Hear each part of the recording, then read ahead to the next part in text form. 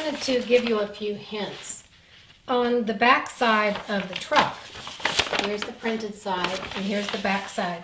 I've already traced all of these patches here. And as I traced them, when I finished tracing one, I would write the numbers in the space. That told me that I already traced it.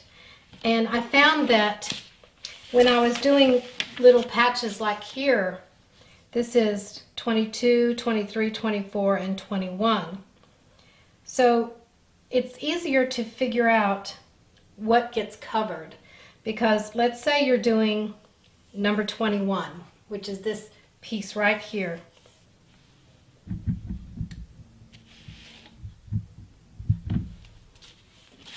Here's number 21, it's right here, the front of the tire.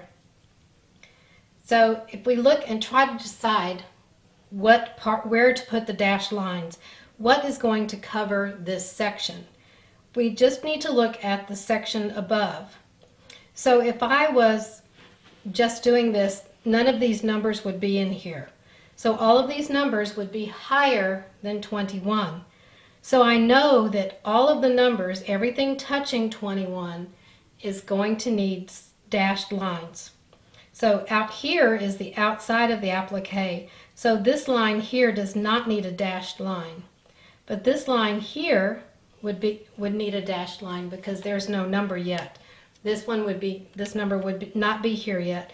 And none of these numbers would be here either, because all of these numbers are higher than 21. So that tells you where to put your dashed line. So if we look at number 22, that's this big C here.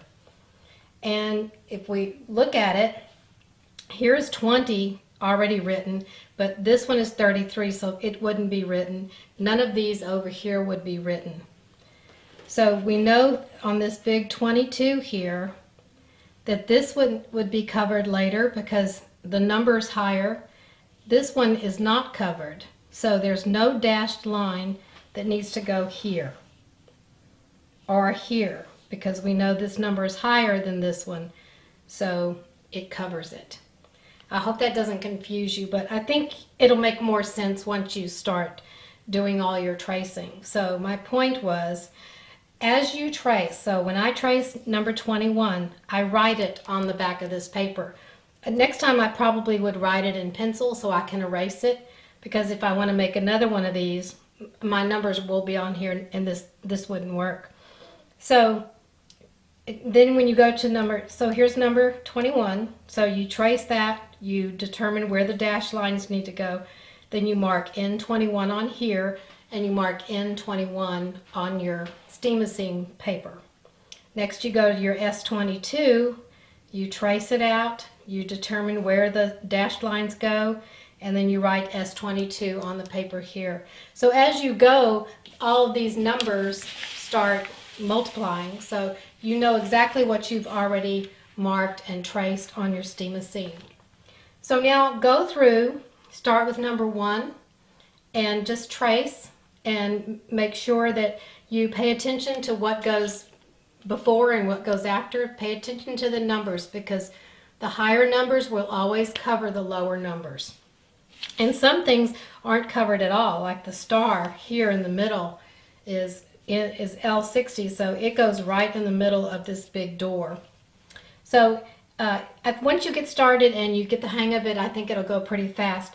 It took me probably about 2 hours if I was to add up all the time. Of course, I had lots of interruptions and I did it over a couple of days. So I'm thinking a total of actual working time would be 2 hours to do all the actual piecing.